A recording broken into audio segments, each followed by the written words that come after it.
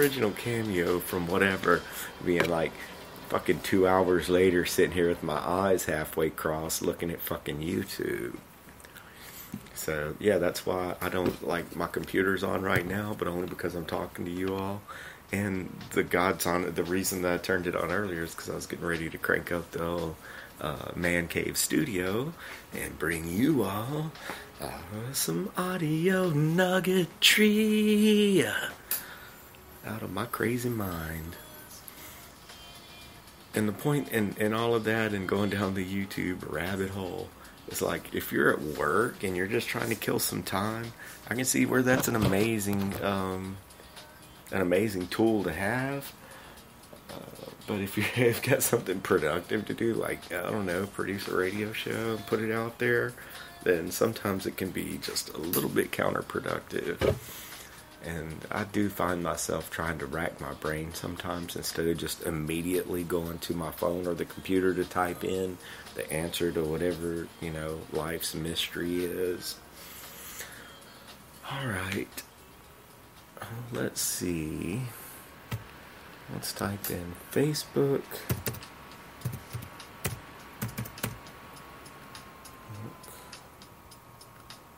Former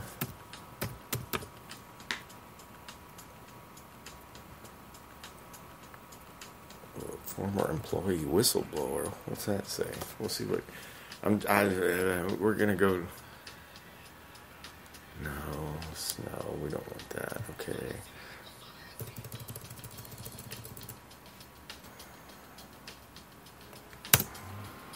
Facebook former employee talks.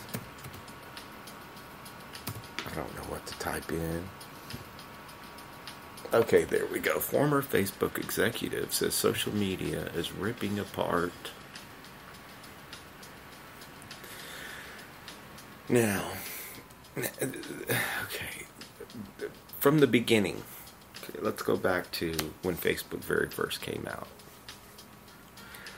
I think the whole reason that we got on there is that we were intrigued that we could see right here, day to day, hour to hour, minute to minute, what was going on with our friends and our family that we haven't seen in a while. And I think that it's all turned into, I think people think that they actually live in Facebook, when we all know that it's really just a bunch of horse shit that you see on there. Right? You know what? I'll go on to my...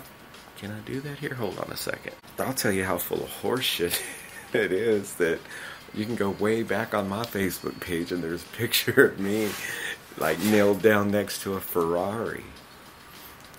And what did I put on there? I put a couple pictures of this Ferrari on there. Then I was rubbing the deck light on. Anyway... what did I put on there? She said that, we had to go to Dallas, and I volunteered to drive, #her car, or something like that. Anyway, it was like, yeah, so there's me in a Ferrari. I'm not driving it or anything like that. I'm just knelt down next to it. And, I put on Facebook that I'm going to Dallas with some girl. So, yeah, that was just something I was like, hey, I've got access to this Ferrari for the next few hours. What would you do? I'm not going to take it out. I can't take it out and thrash it or anything like that, but I did have permission to take pictures of it. So,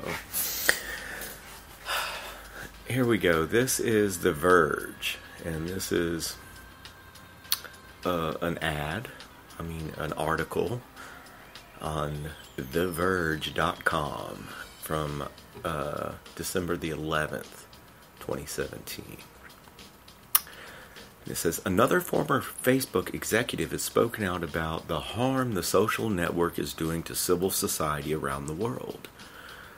Chamath Palihapitiya, who joined Facebook in 2007 and became its vice president for user growth, says he feels tremendous guilt about the company he helped make.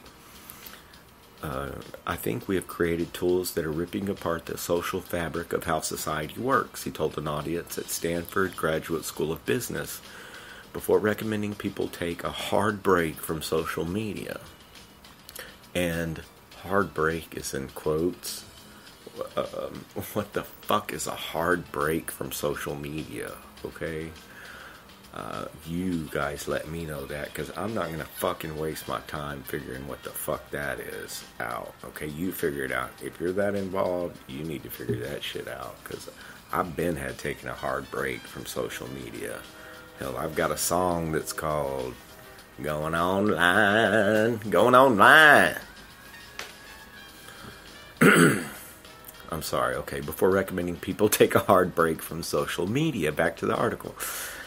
Palihapitia's criticisms were aimed not only at Facebook, but the wider online ecosystem. The short-term, dopamine-driven Facebook loops we've created or destroyed. Okay. Palihapitia's criticisms were aimed not only at Facebook, but the wider online ecosystem. The short-term, dopamine-driven Facebook loops we've created are destroying how society works, he said, referring to online interactions driven by hearts, like thumbs up, no civil discourse, no cooperation, misinformation, mistruth, and it's not an American problem. This is not about Russian ads. This is a global problem. He went on to describe an incident in India where hoax messages about kidnapping shared on WhatsApp led to the lynching of 7 innocent people. That's what we're dealing with, said Palihapitiya.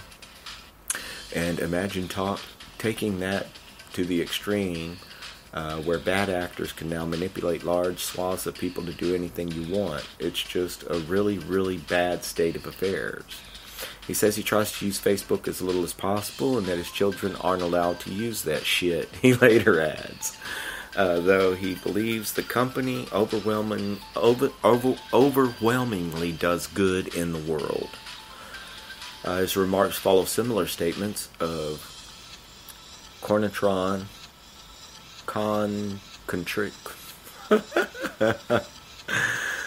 His remarks follow similar statements of contrition from others who helped build Facebook into a powerful corporation it is today. In November, early investor Sean Parker said he has become a conscious objector to social media and that Facebook and others had succeeded by exploiting a vulnerability in human psychology. Wow. Exploiting a vulnerability in human psychology.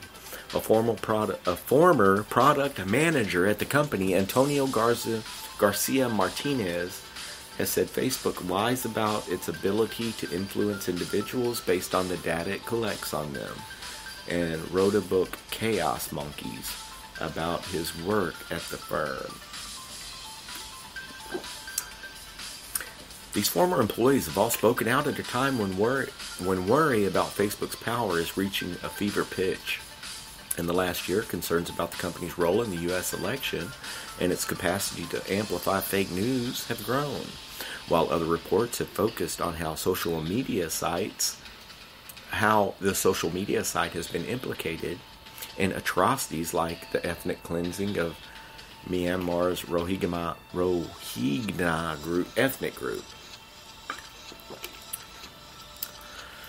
Oh, in his talk, Palihapitiya criticizes not only Facebook, but Silicon Valley's entire system of venture capital funding. He says that investors pump money into shitty, useless, idiotic companies rather than addressing real problems like climate change and disease. He currently runs his own VC firm, Social Capital, which focuses on funding companies in sectors like healthcare and education.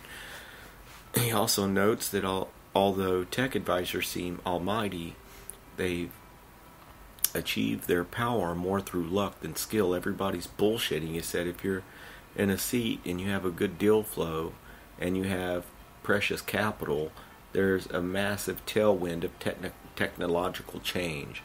Over time, you get one of 20 companies that become successful. You look like a genius and nobody wants to admit that, but it's the fucking truth. Okay, so there you have it. That's Chamath Palihapitiya speaks at a Vanity Fair event in October 2016. That's a picture. Okay, so there you go. I mean, do you want to do you believe the bullshit? Is it time? Is there something better? Do we need something simpler? Or do we all need to say, look, that you might eat out of the past 50 meals you had, when you eat at Benihana's, you're going to take a picture of that shit and put it on Facebook. So that's not the normal fucking macaroni and cheese that your monkey ass eats every day. You know it and I know it, but fucking as far as Facebook goes, you Benihana that shit every fucking day. Just like the picture of me next to a fucking Ferrari. You know what I'm saying? You hear me? I don't know. I don't like...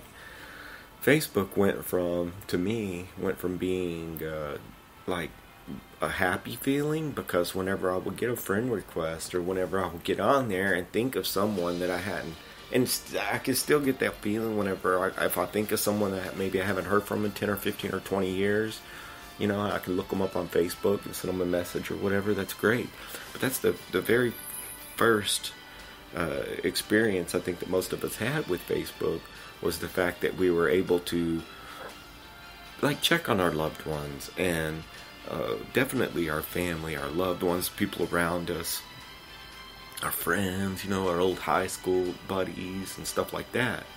And that went from being like a good feeling, because you're actually making contact with people, to now that you've had contact with all these people, realizing that it's kind of like having to put together a puzzle to see what the fuck is really even going on in the world. You know what I mean? As far as when I don't know what the heck just happened there.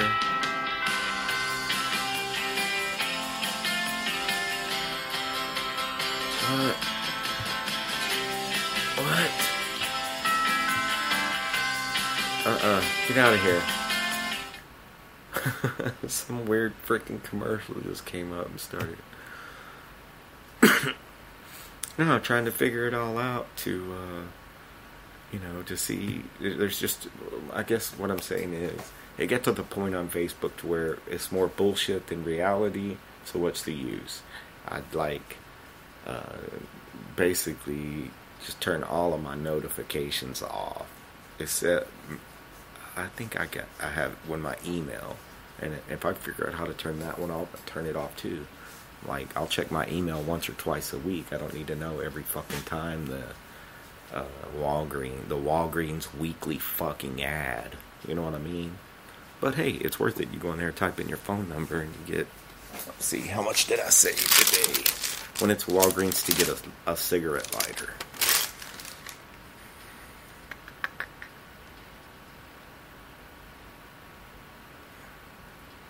Come on, man. Where's it? Balance rewards savings. Save $2.98 for letting them track all my personal information and what I like to buy. That's good. That works in a good way, because then they send me coupons for the razors that I use and stuff like that. Do you mind people tracking you like that? I don't know. I guess if I had something to hide, it'd be a different story, but I could give a fuck less if the government's listening in on me or whatever. You know what I'm saying? It just means that, hey, they'd be about as bored as I am. Social media. So yeah, well, I guess once it got to the point on Facebook that it's more about the bullshit than anything else. And now, I guess, because I liked Twitter only because there are a lot of comedians coast to coast, some public figures, and some actors and stuff like that I like to follow, kind of see what part of the country they're in, what they got going on in their world. And I guess that's kind of also, Instagram's really cool for that. I can't say anything really bad about Instagram because I haven't really used it that much. Haven't used really any kind of social media outlet that much lately, definitely. So to take a hard pause or whatever the fuck from social